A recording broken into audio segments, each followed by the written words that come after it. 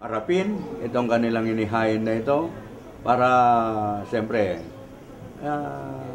ilantad na rin yung kabulukan ng gobyerno at yung pagkasabwatan ng mga Panginoong may lupa, kapitalista at ang gobyerno ni Noynoy.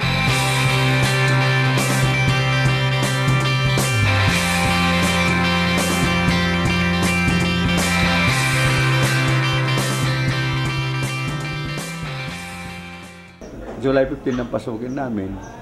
Mula nung July na yon, August, dinimanda na kami ng forcible entry at ito nga, criminal case. Nagkaroon ng resolusyon ang Tarlac City Prosecution na may sala kami, may kasalanan kami.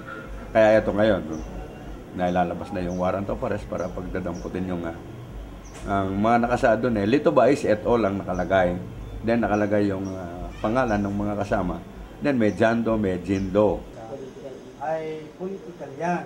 Sa pagkikipag-dialogue namin, nagkaroon na rin ng resolusyon ng DAR na within March 26 up to 28, magkoconduct sila ng investigation na doon sa final namin na lupang pinaglalabanan namin ng RCBC.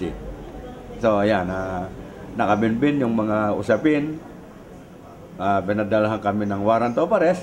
Okay, harapin namin ito. Kaya namin harapin ito para naman makita nila na ang lahat ng mga ginagawa ng mga kapitalista, mga Panginoong may lupa, talagang gusto lang nilang mahawakan sa liig yung mga may karapatan sa lupa at nagbubungkal na kung sana makapaglikha ng produkto makakain ng mamamayan, lalo nilang ginigipit.